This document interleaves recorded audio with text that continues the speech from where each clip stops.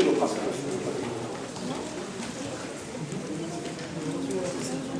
Muy bien.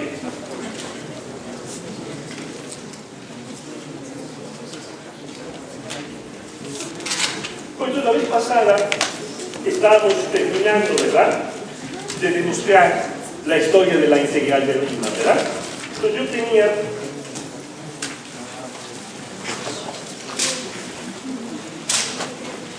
yo tenía un intervalo AB, tenía yo una función f de x menos f de y, que es menos igual que n por x menos y. Tenía yo esto, ¿verdad? F de x mejor que y menos y. Y lo que hacía, definía yo lo que llamaba fn más, que era igual a la suma desde i va de 1 hasta n de f de ui con xi menos xi menos 1, donde ui en el punto en donde f alcanzaba su máximo.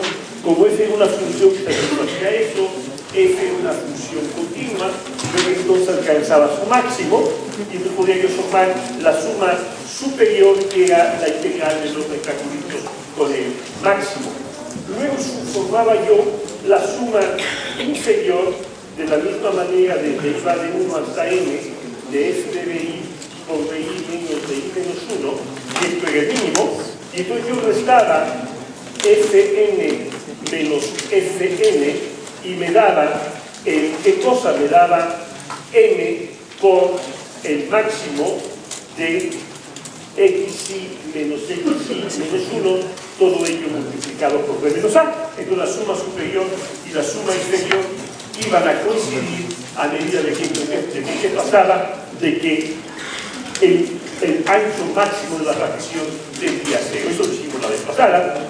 También, entonces, luego queríamos probar que si yo tenía fn menos fn, que esta sucesión era de così, dígame.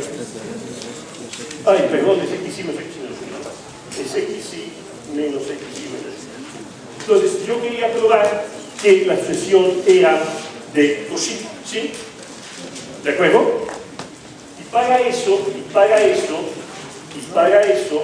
para probar que esa sucesión era de così, yo hacía lo siguiente. Tengo una cosa que de alguna manera ya habíamos hecho.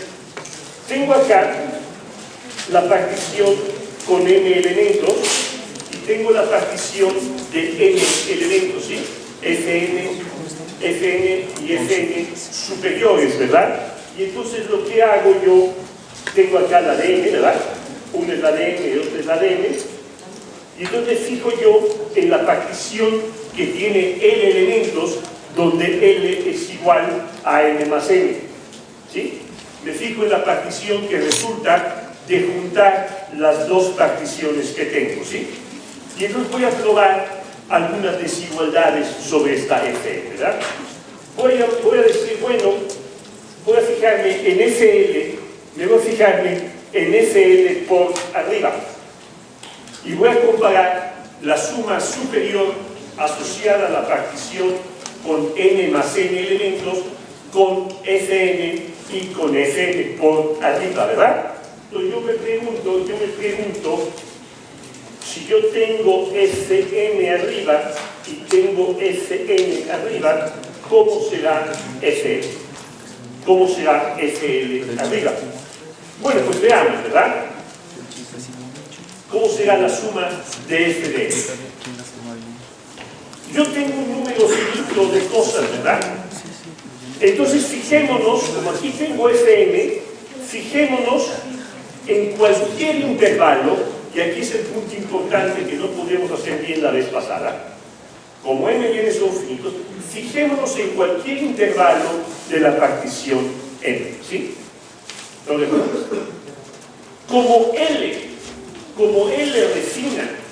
Como L refina a n y a n, lo peor que puede pasar es que yo haya escogido un intervalo que es común a las dos, ¿verdad? Es lo peor que puede pasar.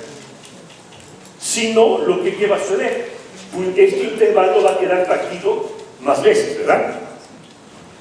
¿Sí? ¿Está claro ese? O f era el más chiquito posible, o era más grandote, y al añadir elementos de la partición queda partido más veces. ¿Eso está claro? ¿Se acuerdan que hacemos un entre 2 a la K? ¿Qué tenía yo? Un entre 2 a la M y un entre 2 a la K que partía de un M.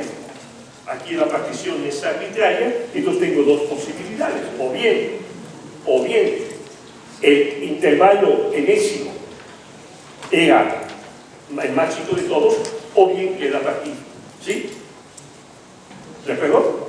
Supongamos el caso peor, que quede partido, ¿verdad? Porque si son iguales, pues la suma va a ser menor o igual. Si son partidos, ¿qué va a suceder? Fíjense ustedes. ¿Quién es Fm?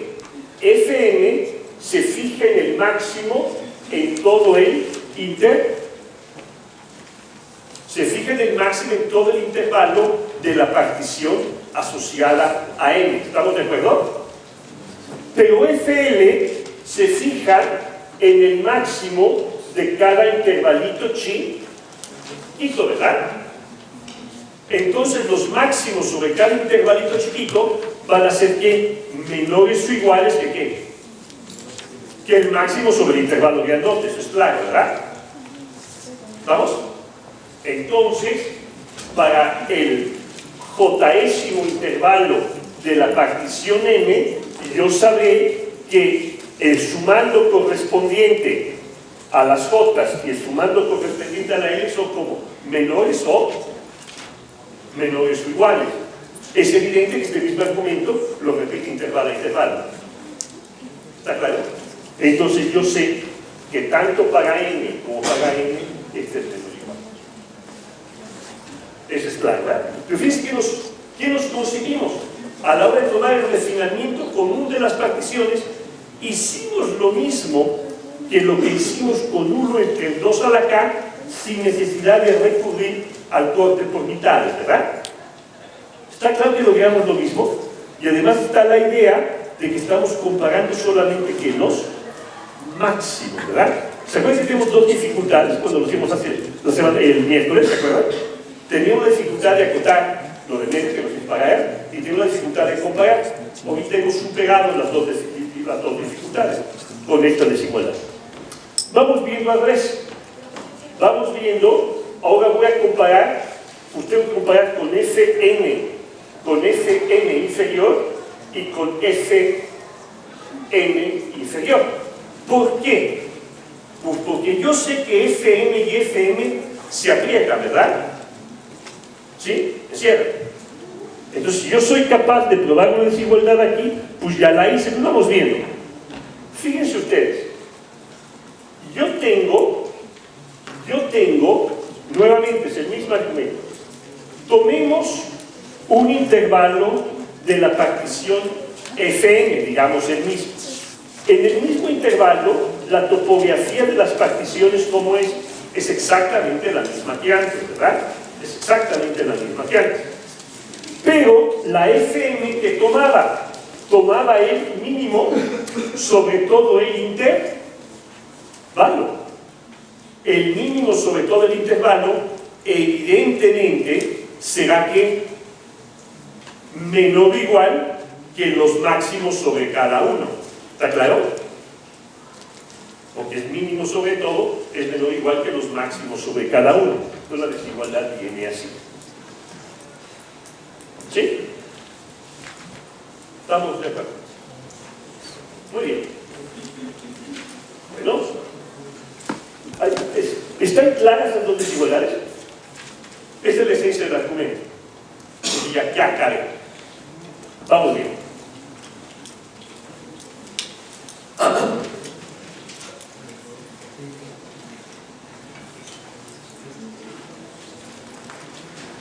Ahora bien, vamos viendo. Yo sé que FL arriba es mayor o igual que FM abajo. Yo sé esto, ¿verdad?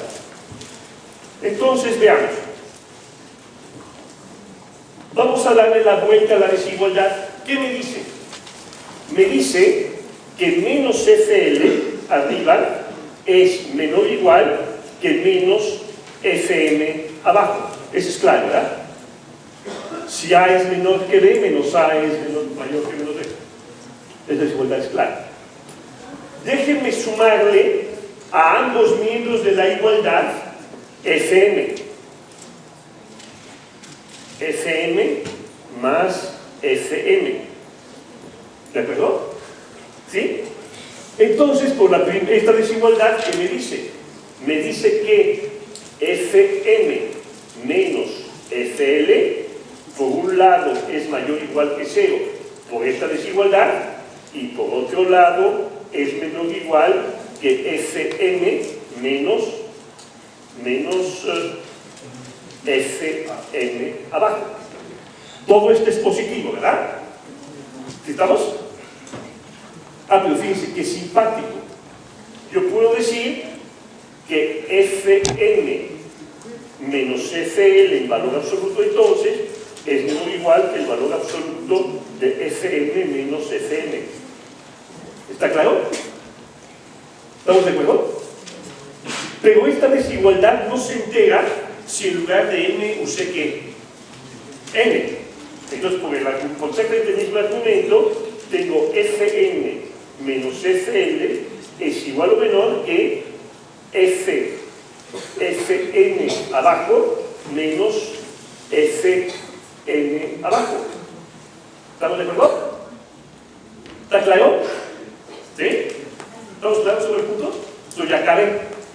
Porque fíjense ustedes, yo sé entonces que Fn menos Fn, valor absoluto, es igual a valor absoluto de Fn menos Fl arriba, menos Fl arriba, más Fl arriba, menos Fn abajo, menos Fn arriba. Pero este es menor o igual que ¿qué? Que 2 veces este es menor o igual que Fn más menos Fn más Fn menos Fn. ¿Estamos de acuerdo? ¿Sí está claro el punto? Pero las números son desigualdades. ¿Se acuerdan? A más B se resta, se compara la diferencia, ¿sí? L, la partición mixta, es el pivote, dígale. Tiene usted razón. No, Fn menos Fl, uso la primera desigualdad, que es menor o igual que Fn menos Fn, por la primera desigualdad. Sí. Qué bueno que me hace notar el punto de ahora. Aquí puedo separar, me salté un paso, pero esto es claro por esta desigualdad. Entonces tengo esto, y entonces yo ya acabé, ¿verdad? ¿Por qué? Porque si m y n son grandes, esto tiende a 0 y esto tiende a 0. Entonces, ¿qué demostré? Que Fm mayúscula es que cosí. Luego entonces Fm mayúscula, ¿qué hace? Converge. Pero como Fn mayúscula, Fn arriba, menos Fn abajo se hacen chiquitas, ¿qué dice? Fn también que y converge al mismo límite. Luego entonces, si yo tomo una cosa intermedia que cae entre el mínimo y el máximo, queda ensanduichada entre Fn arriba y Fn abajo, ¿verdad? Luego entonces converge al mismo límite, ¿sí? Entonces, ¿qué hemos probado? Hemos probado en abstracto, ¿verdad? Sí, es una bobería, ¿no? Después de todo. Prima llega despierto, ¿no? Hay ¿saben quién fuera Marc Casse, verdad? Marc Casse es uno de los grandes matemáticos del siglo XX. Él decía que uno entiende las cosas en matemáticas en el momento que uno es capaz de reducir un argumento a aquella tenue línea que separa lo trivial de lo ridículo. ¿Está claro? Uno entiende cuando uno se ubica en esa línea tenue que separa lo trivial de lo ridículo. Y esto, pues, esta demostración de aquí dista poco de lo trivial y lo ridículo, ¿verdad? Pero nos costó 2 semanas hacerla, ¿verdad? Se ve que entendemos. ¿Estamos de acuerdo? Entonces, ¿qué hemos demostrado?